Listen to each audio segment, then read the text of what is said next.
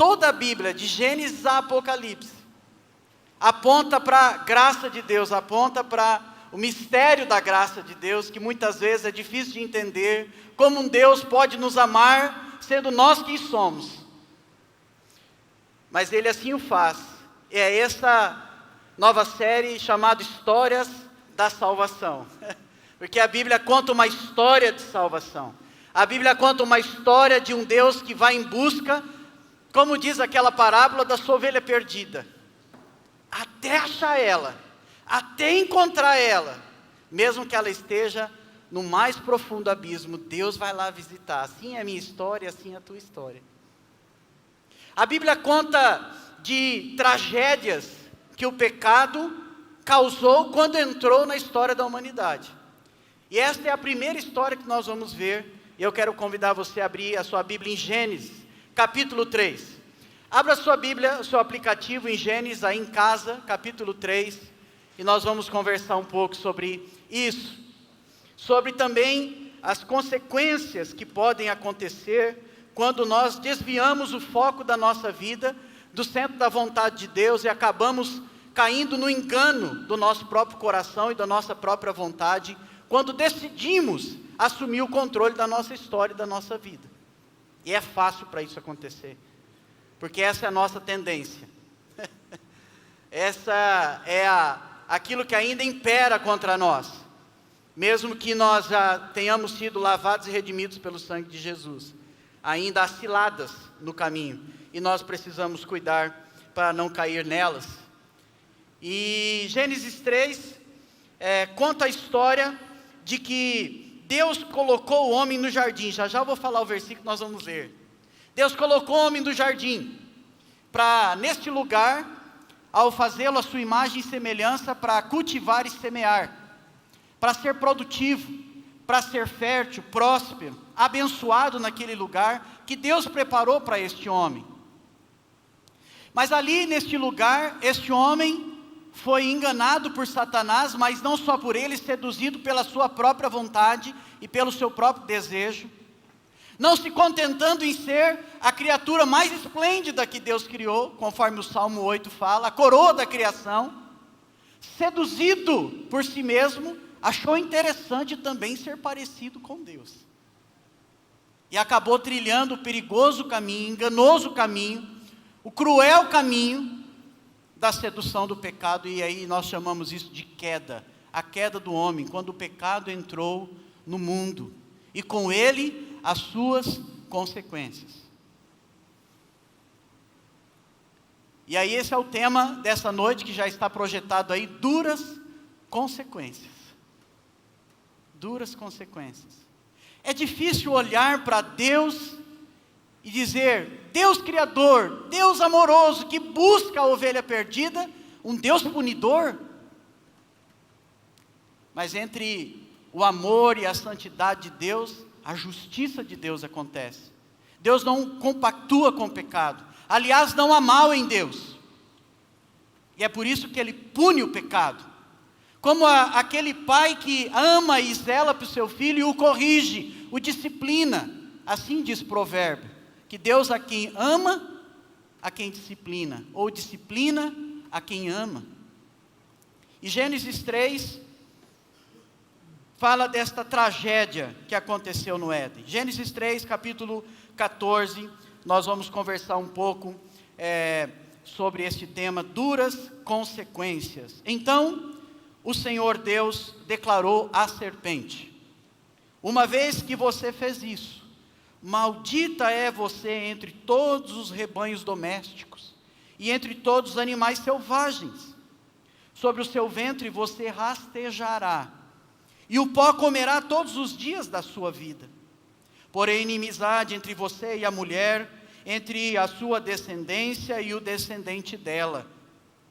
O descendente dela lhe ferirá a cabeça, e você lhe ferirá o calcanhar. A mulher, ele declarou, multiplicarei grandemente o seu sofrimento na gravidez. Com sofrimento você dará à luz filhos. Seu desejo será para o seu marido, e ele a dominará.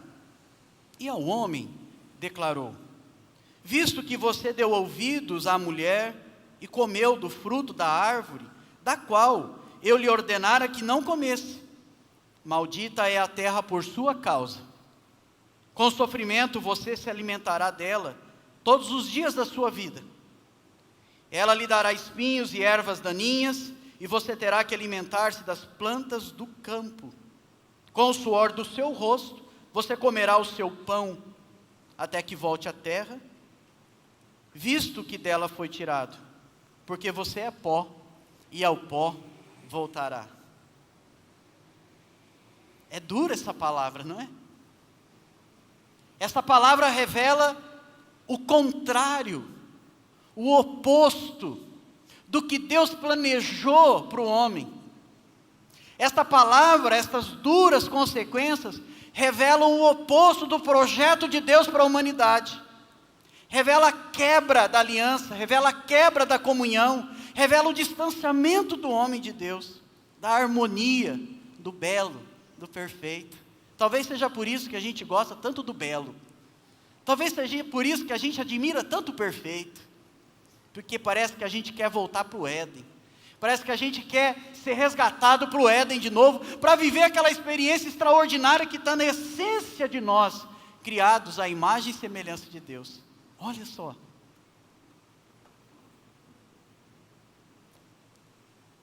É a perda da comunhão, da harmonia, do equilíbrio que existia com o homem, com o meio ambiente, do homem com a criação, do homem consigo mesmo, do homem com a mulher, com o seu próximo. É uma ruptura. Quando o pecado entra, a ruptura dessa harmonia de Deus, do projeto de Deus é quebrada. Mas Deus não compactua com o mal. Deus não passa a mão na cabeça. Deus não joga a poeira ou o engano do pecado debaixo do tapete e diz, fique guardadinho, fique escondido para ninguém ver. Deus pune. Deus corrigiu o homem. Deus trouxe uma palavra dura para o homem, uma consequência dura para a mulher. Parece que Deus está desfazendo toda a bênção que foi dada na criação de todas as coisas. Parece que em cada punição, cada correção, cada dura consequência que há nesses versículos, é como se Deus tivesse abençoado e ao mesmo tempo agora estivesse retirando essa bênção. E esse é o nosso grande risco, quando nós saímos do centro da vontade de Deus e trilhamos o enganoso caminho do nosso coração. A Bíblia diz, o profeta Jeremias diz, enganoso é o coração do homem, corrupto,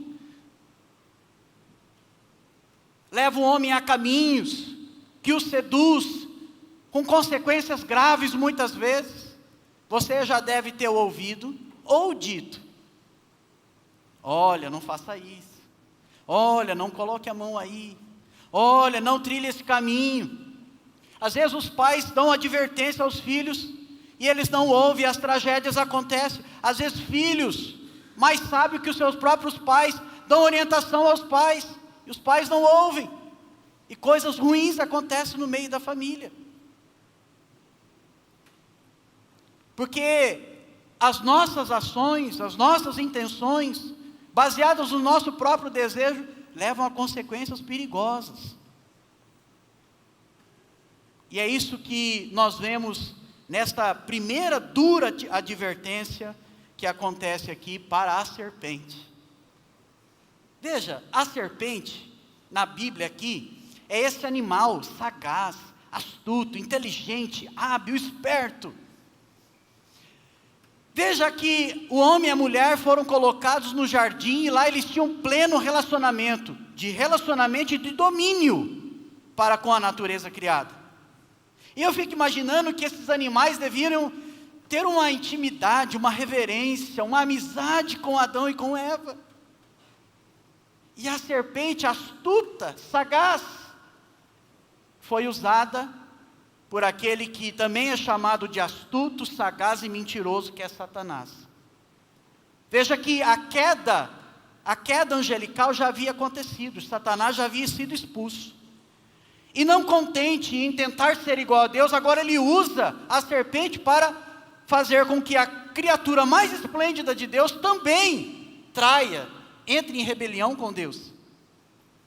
Parece que essa é sempre o nosso desafio. A Bíblia diz que o diabo está ao derredor, buscando alguém a quem possa tragar e devorar. Nós somos lavados e redimidos pelo sangue de Jesus. Nós somos propriedade exclusiva de Deus quando nós nos rendemos a Cristo. Mas Ele continua sendo sagaz, astuto e mentiroso. E a serpente, então, por ter cedido a este engano, ou até mesmo seduzida por este engano, a Bíblia não diz se ela tinha pernas, se tinha asas, se ela falava, se não falava. Isso é um negócio curioso, né? Deixa a gente assim, olha que eu estudei isso, mas é um negócio difícil. Há histórias imaginativas a respeito disso. O fato é que ela tinha relacionamento, porque ela chega, usado ou não, por Satanás, ela chega até esta mulher. Ela tem uma conversa, ela tem um contato com esta mulher, com a Eva. E aí a punição de Deus diz: visto que você fez isso, maldita será você entre os animais domésticos, selvagens, e você desperta de uma condição boa, você será humilhada, você rastejará sobre o seu ventre, comerá o pó da terra. É uma humilhação, Deus coloca esta criatura numa situação de humilhação, por ir contra Deus, que era o seu próprio Criador. Há muitos detalhes no texto e é muito difícil de expormos todos eles. Mas o fato é que quem usa esta serpente é o diabo, na tentativa de fazer com que o homem se rebele contra Deus. E ele foi feliz nisso. Ele conseguiu fazer isso. É interessante perceber que Deus aqui, diferentemente com o homem e a mulher, os versículos anteriores, Deus chama Adão e Eva para uma conversa.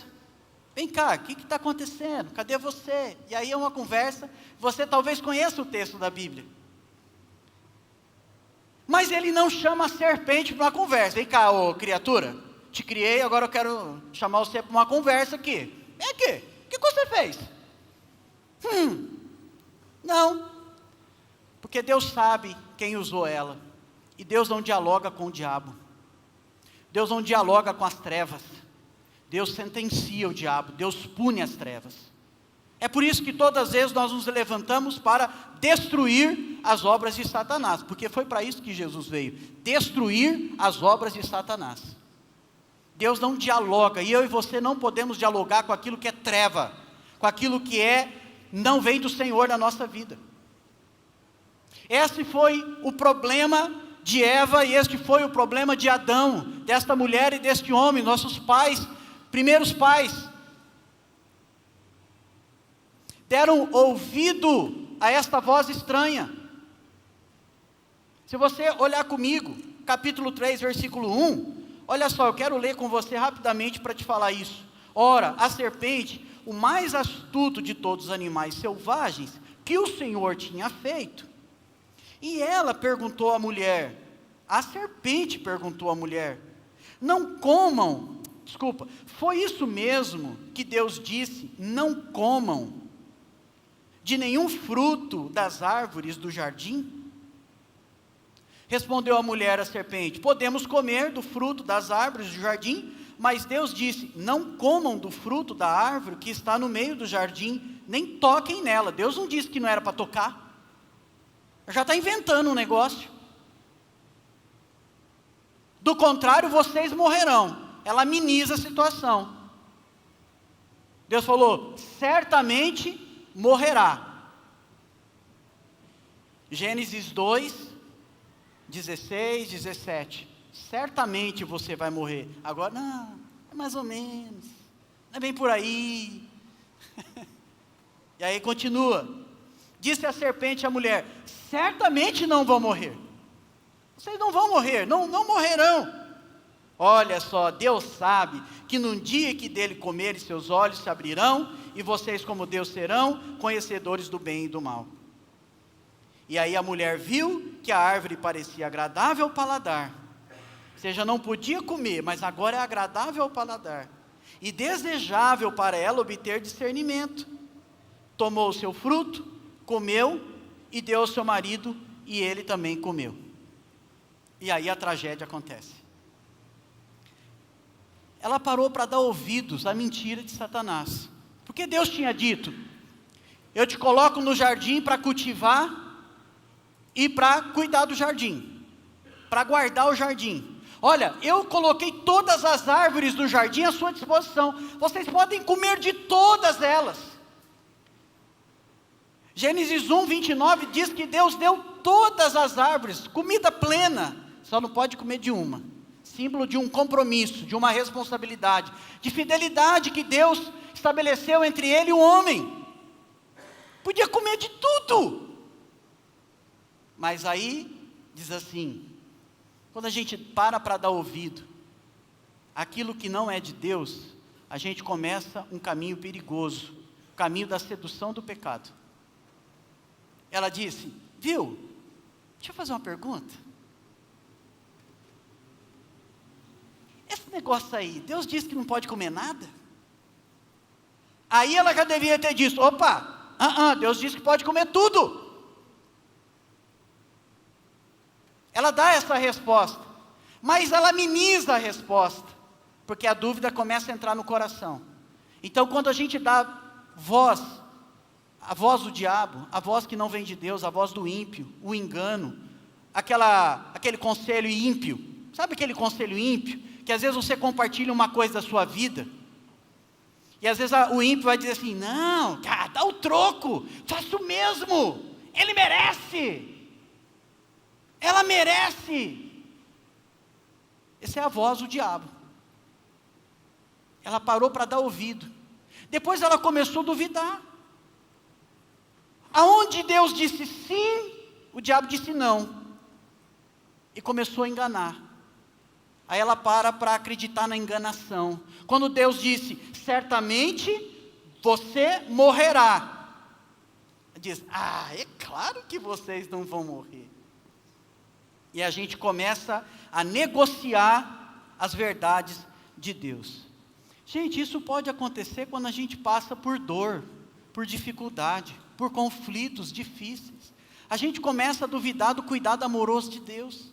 A gente começa a dizer: por que Deus está permitindo isso na minha vida? A gente começa a duvidar da fidelidade e do cuidado amoroso de Deus na nossa vida, quando a gente enfrenta dias difíceis, situações difíceis, quando elas chegam na nossa vida. É como que Satanás dizendo aqui para a mulher e também para Adão, porque a Bíblia vai dizer que provavelmente ele estava com a sua mulher, ou junto dela, ou perto dela. Olha só, o risco. Este é o primeiro princípio aqui: cuidado com os enganos de Satanás e os seus próprios enganos. Cuidado com as ciladas de Satanás. Ainda hoje ele age através do mundo, do padrão mundano, ele age através da carne, dos nossos desejos, e ele age ainda de forma espiritual. E a gente precisa se atentar. Essa primeira dura consequência nos chama atenção para isso. Cuidado com o engano de Satanás e os seus próprios enganos, porque depois de duvidar, depois de começar a dar descrédito à palavra de Deus, o que acontece? Ela não faz aquilo que a Gi falou no louvor: guardei a tua palavra no meu coração, para não pecar contra ti. Ela não guarda, ela começa a duvidar, e aí parece que Deus quer enganar, ou está enganando o homem e a mulher, quando ela diz assim: Deus sabe, Deus está enganando vocês, Deus não está permitindo que vocês desfrutem de tudo. E ela cai, e ele cai, e aquilo que era proibido começa a ficar gostoso. Aquilo que era proibido começa a ficar interessante. Aquela vontade de Deus, ou os princípios de Deus, começam a não ser tão mais importantes assim, e a gente vai abrindo lentamente, sutilmente, vagarosamente a porta. Primeiro princípio: não caia nos enganos do diabo, nem nos seus próprios enganos. Cuidado. Cuidado com uma teologia, um evangelho que enaltece e põe o homem no centro. E está cheia hoje, que está destravando, despertando. Quem desperta, destrava, quem vivifica, quem salva, quem muda a sua vida é Cristo. Sigam o evangelho que revele Cristo como centro. Ainda que não seja saboroso, ainda que de vez em quando tenha que dizer duras consequências, mas siga este evangelho, siga esta voz, não a voz do engano de Satanás. Queridos irmãos, chama-nos a atenção, nós precisamos tomar muito cuidado e tirar esta lição desta primeira punição, mas tem outra dura consequência, que foi a mulher.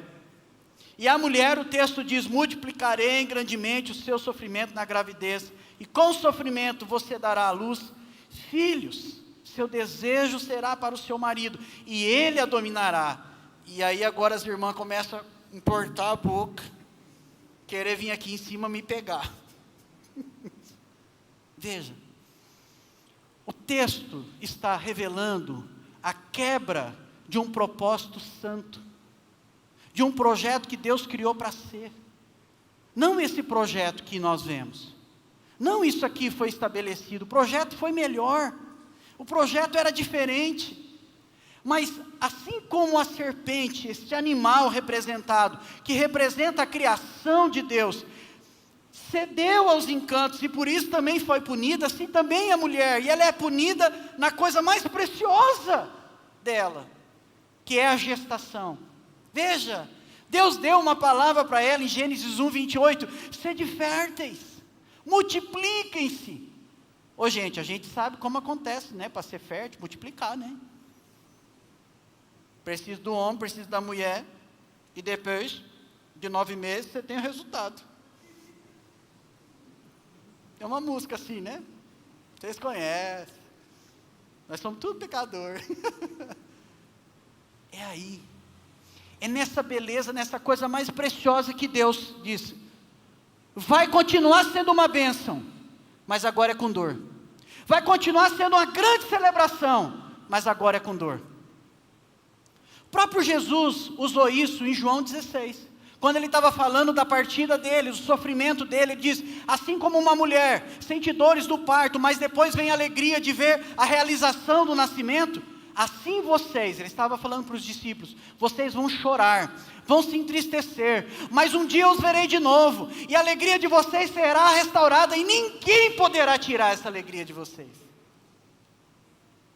Porque aonde há a dura consequência também, a graça de Deus. Aonde há o pecado, há a graça de Jesus.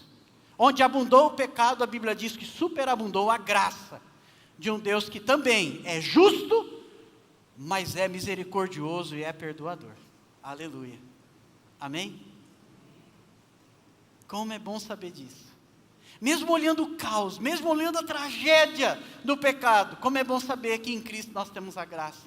Livre da culpa, livre do poder e livre da presença. Você foi liberado em Cristo para viver plenamente. Mas ainda corremos riscos. E a gente é alertado por essas duras consequências que nós estamos estudando nessa noite. Duras consequências que apontam a cruz, que apontam a graça de Jesus, que apontam a Páscoa, daqui a alguns dias. Esta mulher, então, é ferida, ou recebe uma dura consequência na sua coisa mais bonita, mais bela. Gente, e é interessante olhar que a mulher tem outra dor, né? Assim como o pai também, a dor da preocupação, não é? A dor da preocupação com o filho, a dor da maternidade, a dor da paternidade. Gente, quando chega aquele pacotinho, né? Quando chega, né? O Fábio já está meio desesperado, Fábio. O Fábio está acostumado, mas é que vem mais um pacote, vem mais despesa, né, Fábio? E a fralda está cara, hein, colega? Vou ter que fazer um chá de bebê, né, pastor Evandro? Aleluia. A irmã já deu um aleluia ali. Chega aquele pacote, você fala, meu Deus. Você olha de um lado, olha de outro. Fuça nas coisas do nenê, na bolsa, quando sai do hospital. Fala, que foi, bem? Você está... Não estou achando manual. Não tem manual. Não tem manual. E aí essa dor, né? Essa dor que a gente sente do cuidado, do... Ai, vai sair de casa. E eu e a Juliana, a gente tinha essa dor, né? Assim, quando o Theo crescer, ele vai sair de casa, vai no parquinho. E aí, o que a gente vai fazer? Vai deixar aí? E se ele for atropelado? E se alguém pegar ele? E se não sei o quê? Essa é a dor. É a dor que pega a gente. Essa dor da insegurança. Que a queda também quebrou isso. Essa coisa tranquila da gente descansar no cuidar de Deus. Veja que há uma quebra na relação de homem e mulher. Havia uma harmonia. Olha, vocês vão ser férteis, vocês vão multiplicar, vocês vão dominar, vocês vão controlar, vocês vão cultivar, vocês vão ser abençoados nesse lugar. Vocês, plural. É só olhar em Gênesis 28, 27, 28, 1, 27, 28. Havia uma harmonia plena, havia uma amizade, havia algo bom que é quebrado. Agora Deus fala assim para a mulher: o homem vai te dominar e o seu desejo vai ser para ele.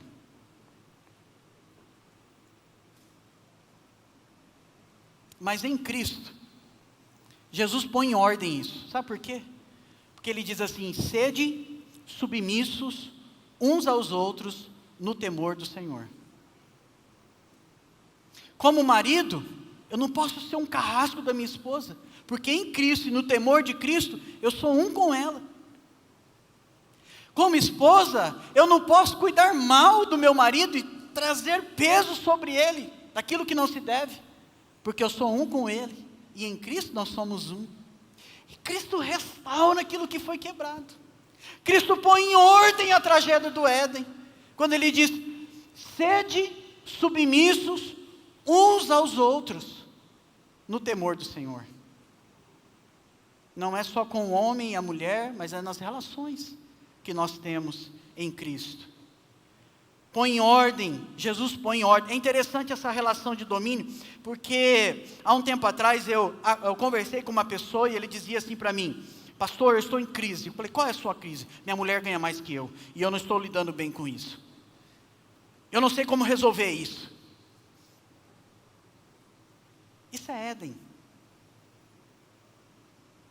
Alguns falam: não, pastor, sociologicamente falando, é que o homem, essa sociedade machista, e isso, e aquilo, e o feminismo, e tanto, é muito ismo. Isso é Éden. Isso é uma consequência, que em Cristo é quebrada, que em Cristo é colocada em ordem. Você e ela são um. O problema é que casais vivem separados, em muitos aspectos. Principalmente muitos vivem financeiramente separados. Distantes, desunidos. Travam às vezes até mesmo uma guerra. Não foi para isso que Deus criou. Deus fez para ser fértil junto, multiplicar junto, crescer junto, dominar junto, viver junto.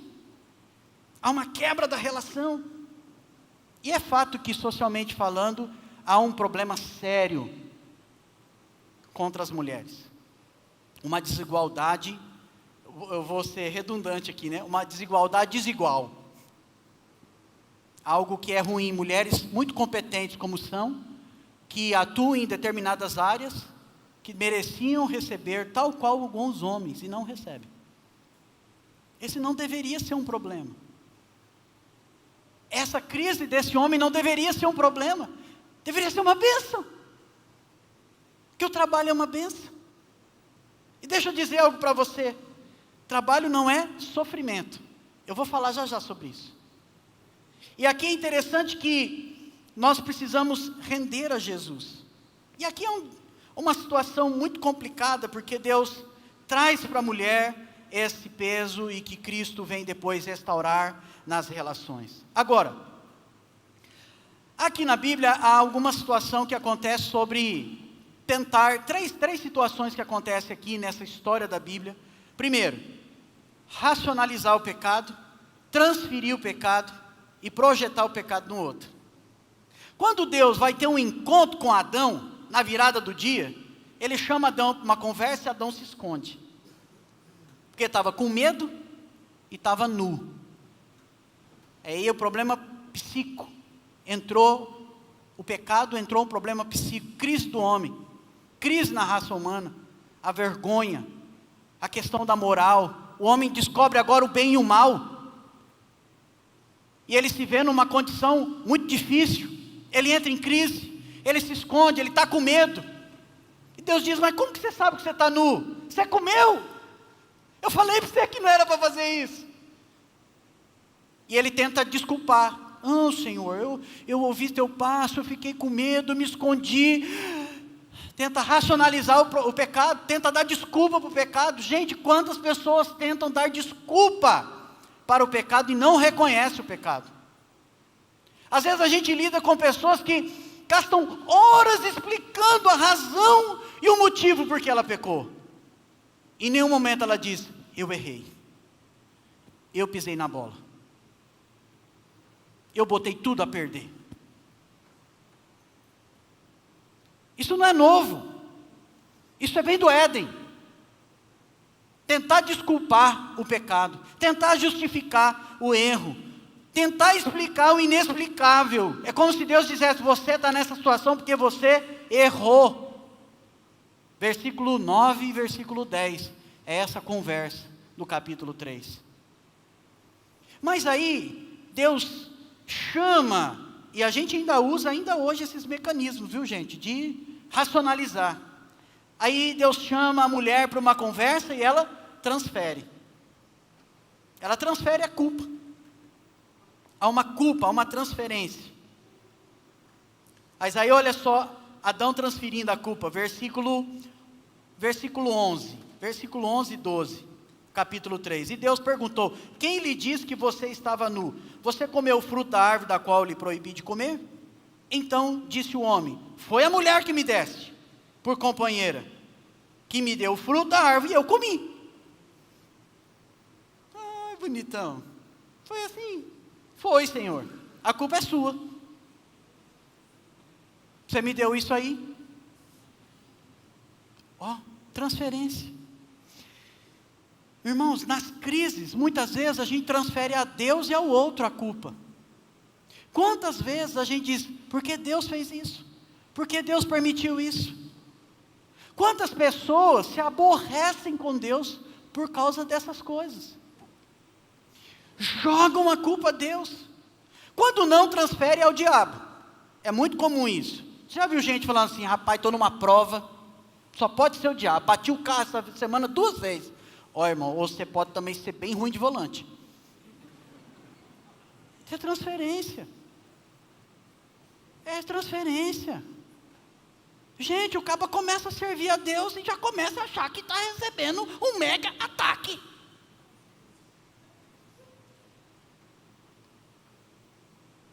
Sempre vai ter prova. Até o dia final. Porque o dia final, esse corpo que é corrupto vai ser revestido de incorruptibilidade. Estaremos com o Senhor. Esse vai ser o dia que Satanás vai ser posto no seu lugar. Esse vai ser o triunfo de Cristo sobre a face da terra. Até lá, irmão, não adianta você achar, só porque você começou a servir marmita na igreja, que você é o mais atacado de todos. Porque quando a gente vai para Cristo, a luz que estava apagada acende, e a gente começa a ver as coisas erradas. A gente começa a detectar os pontinhos sujos, que a gente não via nas trevas, mas agora no reino do Filho, de luz do seu amor, a gente vê. A gente acha que esse negócio de Jesus dá muito trabalho, porque olha, minha vida era tão tranquila antes de Jesus, virou um caos a minha vida. Caos ela era. Você agora é justificado sem culpa, você é livre, Você é santo, é santa, para viver uma vida plena na presença de Deus. E aí Adão transfere para Deus e para a mulher. E a Bíblia diz em Tiago 1,14, cada um é tentado pela sua própria cobiça, sendo por esta arrastado e seduzido. Uma vez uma pessoa me procurou e falou: pastor, tem um negoção para minha casa. Eu falei: ah, é? Qual é o negoção? Olha, se eu vender a minha casa, pastor, pensa no dinheiro bom que vai entrar. Eu vou comprar 2. Falei: essas conversas, dá até um negócio nas entranhas. Isso começa a soar ganância, orgulho, esperteza, sagacidade. Falei: não faz isso não. Deus já te deu uma, fica feliz aí. Não vai tirar o que Deus te deu para tentar um negócio que é incerto. A consequência disso, irmãos, é perda. Perda para morar numa edícula no fundo de uma outra casa. Nós precisamos tomar cuidado com aquilo que nos seduz. E tomar cuidado com as transferências que fazemos. E aí quando Deus conversa com Eva, e o Senhor perguntou então à mulher: o que foi que você fez? Ela diz assim: eu fiz nada não, foi a serpente. Dê a escada. De tentar justificar, de tentar projetar, de transferir, de projetar a culpa para terceiro. A culpa não é minha não, nem de Adão, foi essa miserável aí.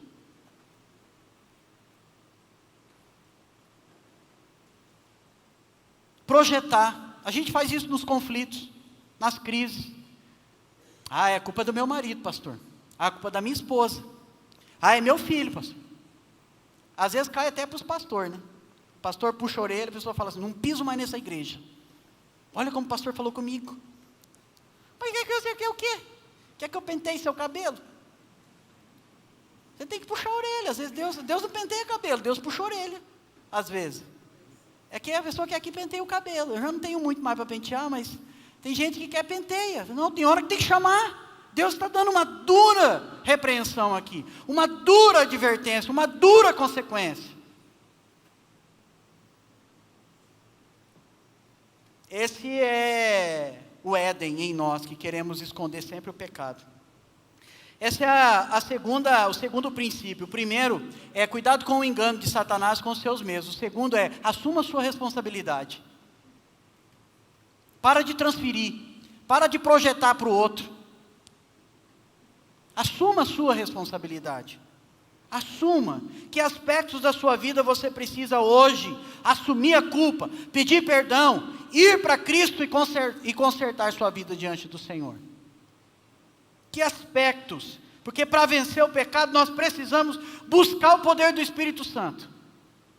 Para Ele nos ajudar diariamente, submissos a Jesus, vencer o pecado e glorificar a Deus, assumindo a nossa responsabilidade. Queridos irmãos, agora o homem recebe também a punição. Eu sei que o tempo vai, mas o texto é bem desafiador também para o nosso coração. O homem, Deus declarou: visto que você deu ouvido à mulher. A serpente, ele diz: visto que você fez isso. Agora o homem, visto que você deu ouvido. Porque Adão era o cabeça.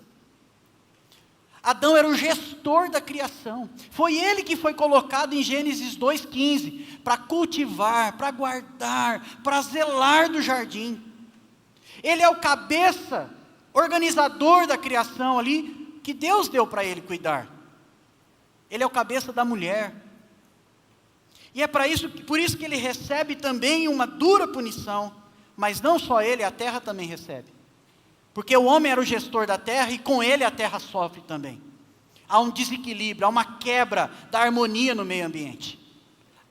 A terra que antes dava frutos apenas, agora também vai dar ervas daninhas. E esse é um trem, para quem conhece roça aqui, não é o meu caso, nasci na cidade. Aí é um trem que você não precisa plantar. Ela nasce. Está lá. Por mais que você cuide da terra, a bicha nasce. Essa é uma consequência. Irmãos, isso ainda vai continuar. A diferença que muda é como nós nos relacionamos com o meio ambiente em Cristo Jesus. A nossa vida restaurada. E o homem recebeu também dura punição por ter cedido e comido o fruto. E a partir daí, entrou o pecado. E com o pecado, entrou a morte. O desequilíbrio, a quebra da harmonia. E ele recebe alguma punição. Ele recebe fadiga, suor do rosto, peso penoso. Daí que você vai se alimentar e daí que o seu trabalho vai ser difícil. Olha o que ele diz. Com sofrimento, você se alimentará dela todos os dias da sua vida. Versículo 19.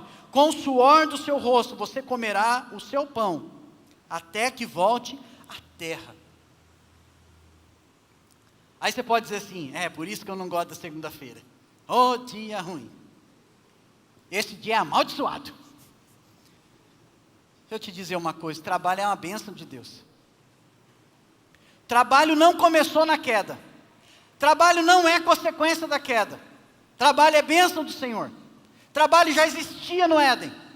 Deus deu ao homem a tarefa de cultivar o jardim e guardar o jardim. Tinha trabalho para fazer.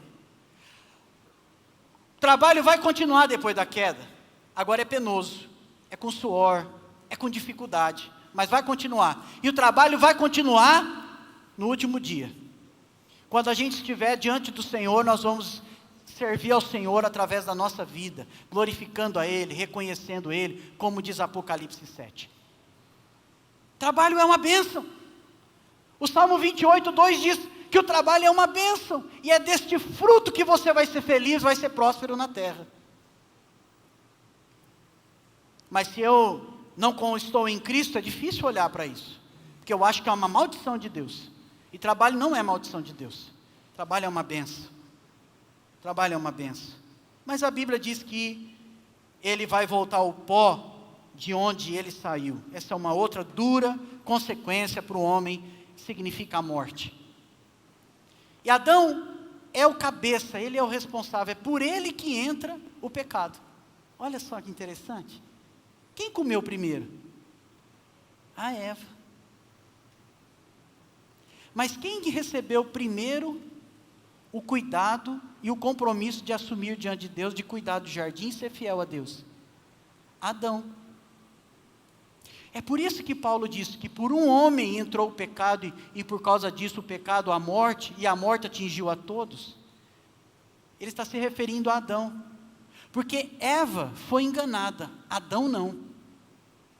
Eva foi seduzida para o engano, Adão não. Adão comeu consciente, porque ele sabia muito bem do que ele não deveria fazer. Foi dado a ele o mandamento do Éden. Ele disse a Eva.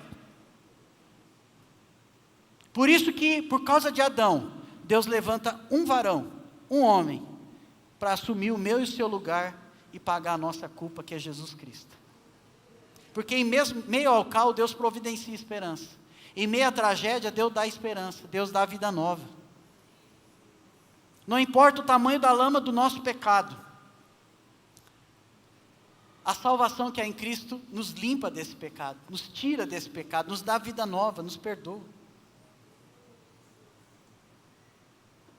Esse é o terceiro princípio, mantenha firme o seu compromisso. Adão não manteve firme o compromisso dele. Adão não manteve firme aquilo que Deus pediu a ele para fazer. E por isso veio a consequência sobre eles.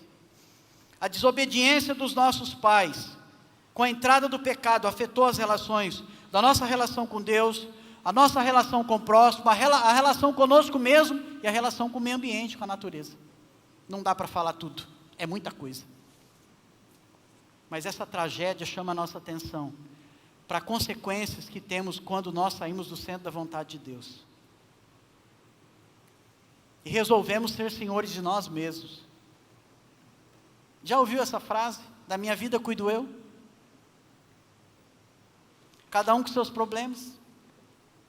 É o homem no centro. É o homem governando, não é Cristo. Não é Cristo.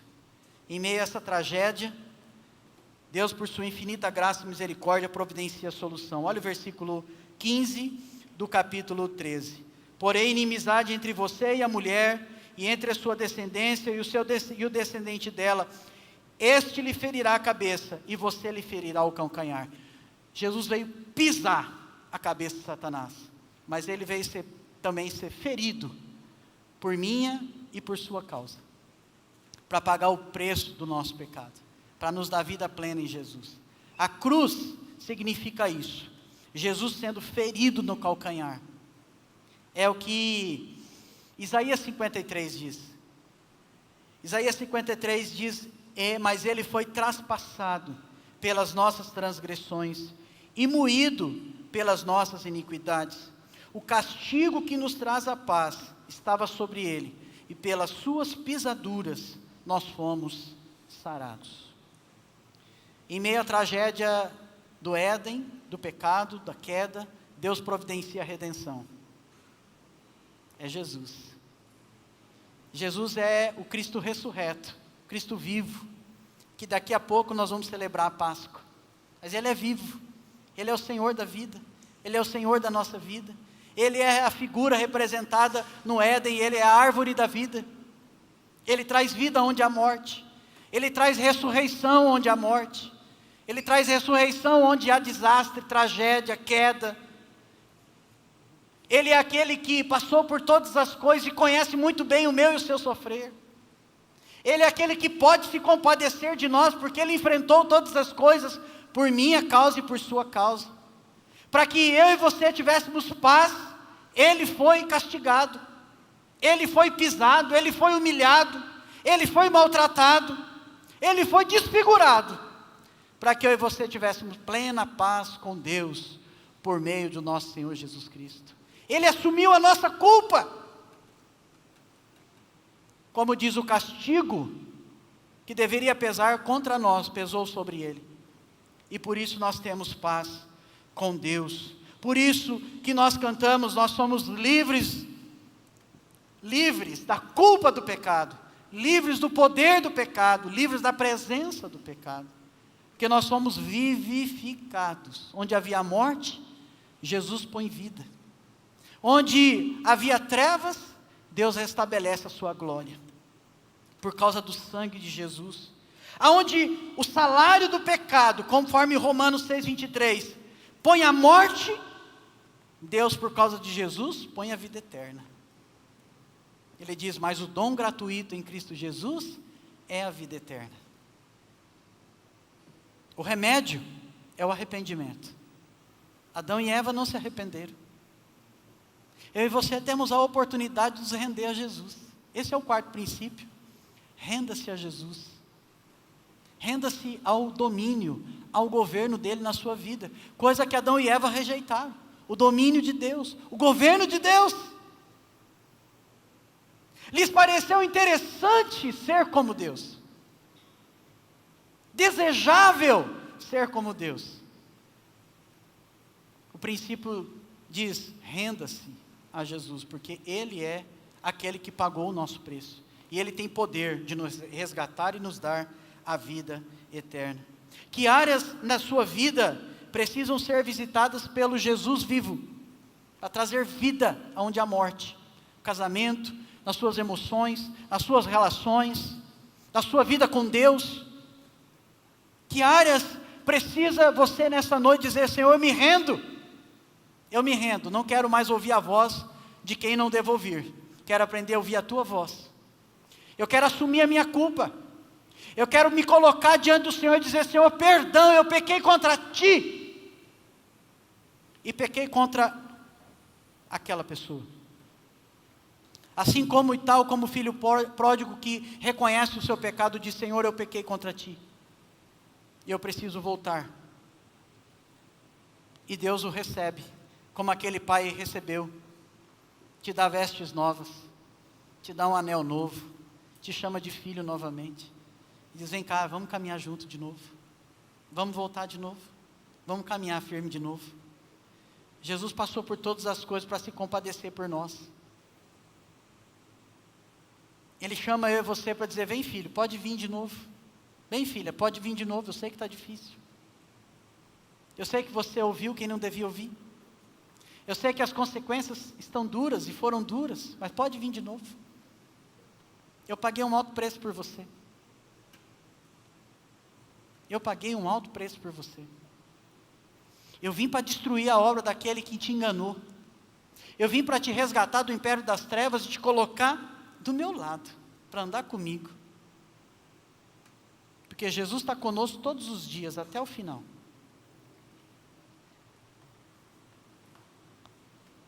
Versículo 21, Deus diz que Deus matou um animal.